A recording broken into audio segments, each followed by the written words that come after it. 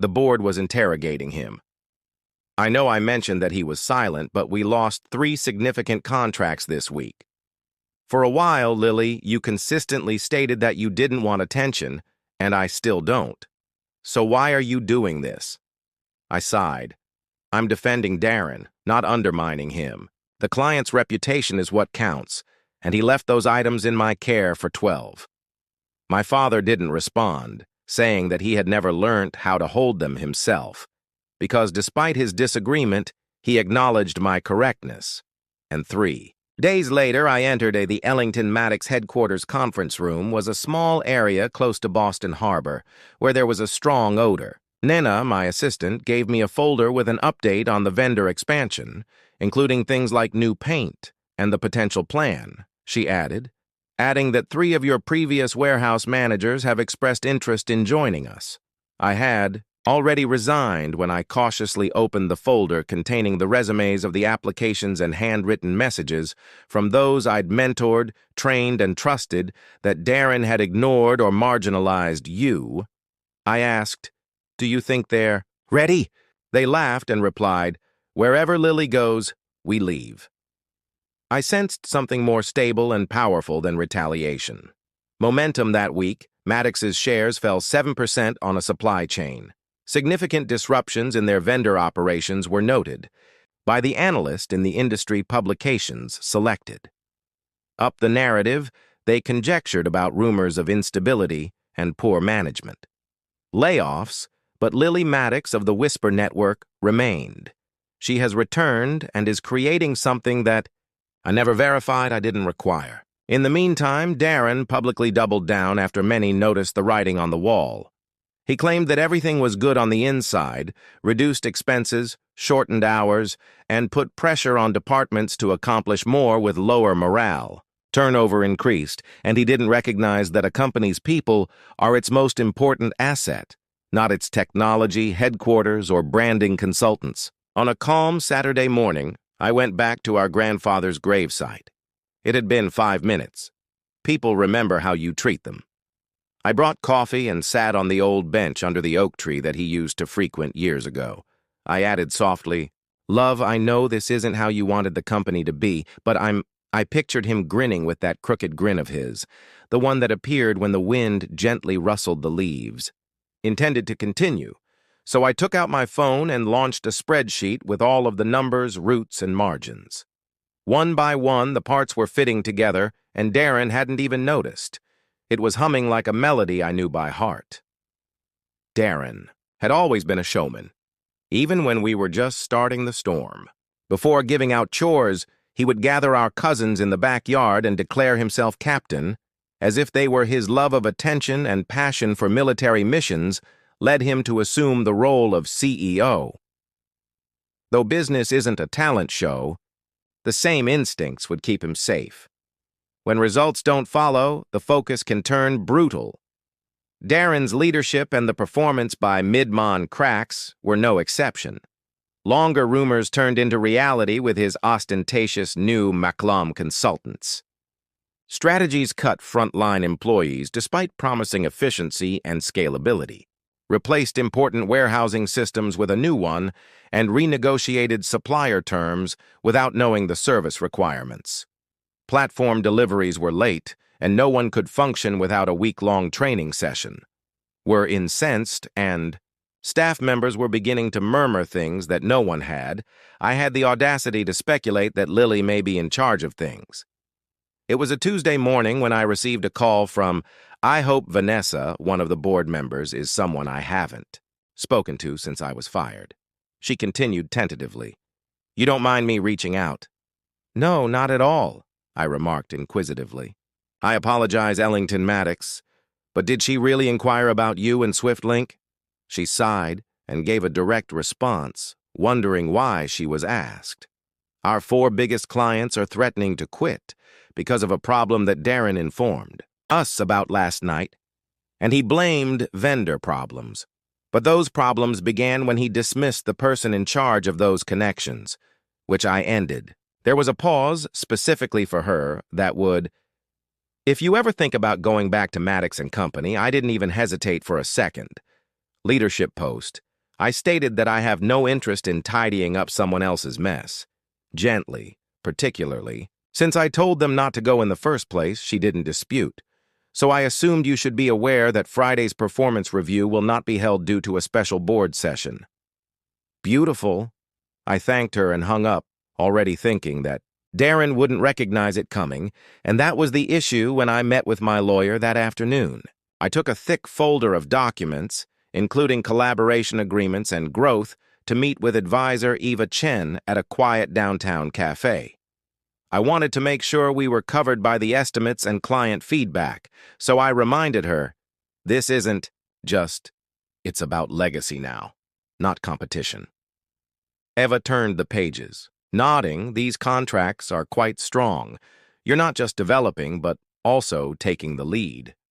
She thought, you know, Darren might try to sue Wright for that, as she looked up interference, IP theft, or anything else he can think of. I smiled slightly and let him try. Didn't take any clients. Instead, they came to me, and I hadn't stolen anything. Hadn't spoken behind doors, I'd just remained motionless while everything Darren constructed started to fall apart on its own weight, while things were falling apart more quickly inside Maddox and Company. Then the public relations team might spin a picture of my trembling hands that appeared on LinkedIn. With the phrase new and the COO of Carrington and Ellis, our previous biggest client alliances, new opportunities. Industry forums blew up in a matter of hours, and Darren's leadership was referred to as irresponsible Maddox. The business was deemed unstable, and all of a sudden, silent. The corporation experienced a surge of resignations among middle managers, drivers, logistics, coordinators, and those who made things work. The majority of them came to me on Friday, when Darren was in front of the board. 10 members who had previously commended his vision now demanded explanations. Began with a prepared speech discussing agile pivots and brief disruptions. However, the data showed that in just 6 weeks, net revenue had decreased by 14%. Internal polls revealed that employee satisfaction had reached an all-time low and retention was skyrocketing. Then came the last blow. Vanessa distributed a report that had been put together. According to a third-party assessment, Maddox and the company had lost 38% of its operational value while Darren was in charge. Value as a result of unsuccessful integrations, unstable vendors, and poor executive management. Darren attempted to place the blame on me for the outdated market systems. But the board had stopped listening, and that night he did something unexpected. He arrived to my condo, and when I opened the door, I discovered he was standing on my doorstep, his shoulders relaxed, his tie loose, and his eyes ringed with weariness. I moved aside when he muttered, "Need to talk." And he paced the living room like a trapped. I sat calmly and let him vent. But did you hear what they said in that meeting? They said I've ruined everything. You understand what it's like to be told you're only a stand-in until someone better comes along because you're not good enough. As I stared at him for a while, I murmured softly, "Yes," and he froze, stood. "You fired the only person who ever told you the truth, your sister Darren, and now you're standing on a sand-built throne." He simply nodded in defeat without arguing. Then he left on Monday. The Maddox and Company board declared an emergency when Darren arrived at my condo. Naturally, I hadn't been in that building since the day he dismissed me, but I heard what transpired. Vanessa later informed me that Darren appeared fatigued, spoke softly, and gave a presentation that was shorter than typically. For the first time since taking over as CEO, he lacked any graphs, slogans, huge forecasts, or merely pretexts for why the vote wasn't unanimous, but it didn't need to move to deprive him of executive authority until he completes his performance was approved by 5 of the 9 members. Although the terms audit sounded formal and clinical, everyone understood that Darren was CEO in name only. His authority had been effectively diminished to that of a figurehead. Immediately, but everyone was taken aback when the board failed. To designate I received an invitation from within, and I opened it while sipping coffee at my kitchen table in the pouring sun. We would like to invite you to a private meeting to discuss how everything seemed to suddenly become brighter through the window. Talk about potential strategic directions for Maddox and the business going ahead. Your viewpoint is essential 12 years of unnoticed work, including early starts, silent victories, and I spent a considerable amount of time staring at the screen. Before shutting my laptop that evening, I strolled by our former distribution area in Everett the once. I could still identify each crew chief and the loading bay that was usually stopped. The location felt like a second home to me. During the winter, I recalled my grandfather and I sitting on the edge of Dock 3 and him drinking tea from a thermos, describing how to identify a supply chain's weak link, which isn't the slowest component, Lily. When no one is looking, that's when things go wrong first. The business had become precisely that machine without anyone keeping an eye on the crucial components, and now the board wanted me. The following day, they gave me a meeting to correct it, but I wasn't sure I wanted to. Darren was absent from the seat across from the head of the table. "Thank you," Vanessa said. "Thank you for coming." The others nodded, some grinning awkwardly, while others, Gregory, a senior board member, remarked, "We need your insight," without making eye contact. When a member referred to me as just logistics, I glanced around at people's faces. Who had witnessed my expulsion and remained silent while my brother removed me from my family's company? I finally remarked, "You're in a difficult position, and I recognize that. However, I've created something of my own and am not here to take over. Believe in." "But I will help." A disappointed wave went through the group. On the condition that Vanessa leaned forward, I added, raising my eyes to meet theirs. "I would like complete access to the financials, vendor agreements, and staffing. Reports, everything. If you want my assistance, there should be no more politics or secrets. They unanimously agreed to stabilize this business. Therefore, I need to know how broken it is." Then, I became the CEO without a title or news release, just doing the actual work. As I dug further, things became worse. A large client had filed a lawsuit alleging breach of contract, and several supplier contracts were set. Darren didn't read that 3 warehouses were understaffed, and one was set to auto-renew with exorbitant pricing terms. Had not been examined for months, but the internal communications I discovered between Darren and the she's too sentimental to be a leader, according to Macklem Consultants, and she gets too emotional. Excessively sentimental, but the remark lingered with me, as if sympathy was a weakness. Knowing the names of your colleagues' children made you weak because they couldn't comprehend others. Stay for caring leaders, and the majority of such individuals were present at Ellington Maddox when I phoned one evening. My old warehouse manager from our Brooklyn location, Miguel, now oversaw one of my new depots with a level of devotion you couldn't purchase. "Do you think we could sustain a short-term increase in supply?" I asked, and he didn't even. He laughed. "You really are your own, but they don't realize it's from us." We discreetly shifted inventory, covered routes, and dispatched backup vehicles for grandfather's granddaughter. No press, no autographs, simply assistance to clients still under Maddox's flag. Sometimes generosity was denied and subsequently repaid, while other times retaliation wasn't overt. A week later, I got a message from Darren saying, "Thank you. On your own terms." I know it was you only said 7 words, with no explanation or apology, but perhaps some things didn't require words. So I didn't respond, but the basic idea was I was done being silent, even though it was still cracked, but holding backbone, and I was the architect on which the board held its last vote. I wasn't formally invited to Darren's position on Friday morning, but Vanessa had already texted, "Please be nearby," just in case. By that time, I had gone over every document, vendor contract, and what I discovered created a picture of the policy that Darren had changed, overlooked, or completely disregarded clear image of a man who was out of his depth and didn't intend to be a villain. Demolish Maddox and Company. He had just been too arrogant to acknowledge that he lacked the qualifications to serve as its leader. Remove damage. That morning, I sat in a small cafe across the street, sipping, silently on my phone while my laptop was open.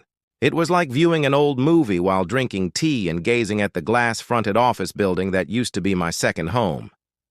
There was tension in the boardroom when a buddy had surgery, and Vanessa subsequently informed me that Darren had, in wearing a dark suit, a clean tie, and a wink. With assurance, he brought an updated business strategy along with presentation charts and estimates. The issue was that it was too late. The clients had left, the numbers were in, and what none of them anticipated, however, was Darren's. Last action. Trust was broken. He clicked to the final slide and declared, "I've secured a private investor, ready to contribute $4. $2 million. In return for a seat on the board, and a minority shareholding that caught their interest." "Who's the investor?" Gregory came forward, and Darren paused, saying, "I'm not at freedom to identify them until the outcome of the vote." And that was his error. The desperate play was intended to cause them to hesitate, but the board smelt the bluff right away. Darren, regardless of how well dressed, required leadership, and they needed to be hesitant. Longer inspired confidence. The vote to dismiss him was called 7 votes to 6. Abstention. Vanessa later informed me that I had not cast a ballot. Darren was officially out for 2 hours because I didn't want to be the one to push him over the edge, but I also didn't want to save him. "We've created an interim leadership committee, but we'd like to invite you in," the board chair called me later. Formally this time, I asked what terms we're willing to. Finally, I shut down my laptop and let out a sigh. The business that had been casting me for weeks was finally here. They wanted me to come back and fix what Darren had damaged. But I wasn't the same guy they had fired since I had created something. Ellington Maddox wasn't simply better, more nimble, more individualized, and more esteemed. Having been successful, it was admired, so I boldly requested joint ownership. "You want me to rebuild the business, and I want to accomplish that. Your controlling stake in Maddox and the company is equal to the board's total. Own the foundation." Since there was silence this time, I'll present my team's proposition. Client stability, rebuild vendor confidence, and repair our image. Proceeded, but I don't tell anyone who, to my astonishment, didn't reject me when I was pushed out. That evening, I had my final meeting with Darren, and they requested a proposal. Texted you while we were having coffee at a 24-hour. Our grandfather used to adore a cafe on the docks with greasy tables, flawless pancakes, and waiters, who, after one visit, remembered your name and appeared quite worn out. He added softly, "I know I thought tired. I didn't mean for it to go like this. Every time I took us anywhere, you would be in the background keeping everything together." He nodded slowly. "But you didn't lead us anywhere, Darren. You moved on without looking to see if anyone was following. I stared at him for a while, but suddenly you take over and run everything." "Time, no," I declared. "I'm reclaiming it for the people who value it, not taking over. Legacy you may despise me for, but it was never yours alone." He didn't dispute that, simply shoved his dish aside, and stood, saying, "For what it's worth, you long before I donned the title, I deserved it. I didn't answer a few questions, didn't require a response, so I met with my lawyer the next morning to finalize the proposal and send it to the board. It was approved by the end of the week, and the company would merge with Ellington Maddox as part of a dual brand shift. Would serve as the new organization's managing director, having complete authority over staff retention, restructuring, and client relationships. There were industry blogs with discreet congrats from people. Whoever said I was too gentle, I didn't care, because what really mattered was I stood at the front of the room where Darren had dismissed me for the staff meeting I conducted the following Monday. I'm not here to stare at a sea of faces that I haven't seen in months, the throng murmured.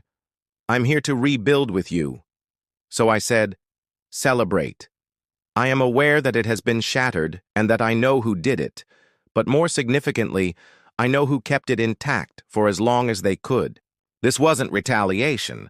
There were silent smiles, praise, and tears. 6 months following the merger, I took a tour of the freshly renovated with a hard hat in one hand and coffee in the other. Maddox and company headquarters sprang back to life. Forklifts beeped rhythmically in the distance, and voices came from open plan departments. They didn't whisper to new hires, returning veterans, or those I hadn't seen since the day I was fired. They stopped me in the halls, smiled, asked questions, shared victories, and I promised that there would be no leadership behind closed doors or in a corner office in exchange. Would be a presence rather than a title, and the new Maddox wasn't ostentatious. However, it was tenacious. We restored full benefits, started a rotating program, and reinvested in staff training. The company's leadership program to train future managers was finally taking shape. Ought to have continuously served as a forum for people that fall on. The final night I went to a logistics symposium in Chicago. When it was time for me to speak on a panel called Resilience in Legacy Businesses, the moderator asked, since taking over your family business, what is the most significant lesson you've learned? I didn't think twice. Legacy is what you create when no one else is around, not what you inherit. Observing, a lengthy silence was broken by silent cheering, not because it was a dazzling response, but since it was accurate, I got a letter that, Winter from Darren. It was a brief handwritten note that was not an email or text. When he was anxious, he constantly wrote in a stiff, extremely precise manner, I've taken a role with a nonprofit, devoted to mentoring impoverished youngsters. I'm finally learning how to listen, and I just wanted to express. Even though I didn't deserve to be a part of the family, I appreciate you keeping it together. After carefully folding the note, I put it in my desk drawer. To a 1959 photograph of the initial delivery vehicle and our grandfather's pocket watch, I discovered that forgiveness didn't always have to be expressed out loud. Sometimes, it only required you to quietly close a door. I went back to our first warehouse in Everett last January once it was unlocked. At that moment, I wasn't by myself. 24 staff members, including both new hires and seasoned veterans, accompanied me as we exposed a tiny brass plaque that was anchored into the concrete at Loading Dock 3 on a chilly morning. It said, "In memory of Harold Maddox, who taught us that the strongest parts of any company are the ones you can't see." I nodded while stroking my gloved fingers while Miguel wiped a tear from his cheek. He would have liked this.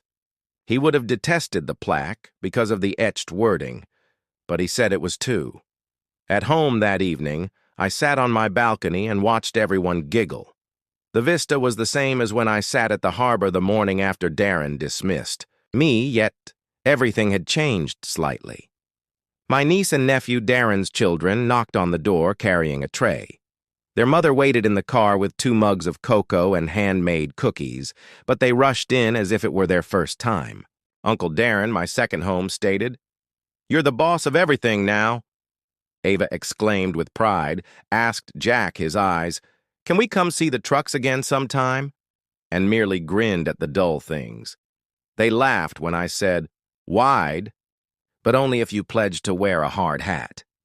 I'd worked hard to keep my family intact, but it was complicated and damaged. The gap from spreading to the following generation because if this entire experience has taught me anything, its titles change, power wanes, but our legacy determines the future. As the sun sank below the horizon, I took one more look at the sea, not for contemplation, but for tranquilly. Was based on a truth that I now carried like armor, and had been built, lost, and rebuilt. Success was about demonstrating that kindness wasn't a sign of weakness, not about proving someone wrong. Stability didn't require attention that the patient, And quiet ones couldn't not only weather the storm but can create something greater after it, and that foundations are important since everyone can sit in the largest office, yet few people know what keeps the facility functioning.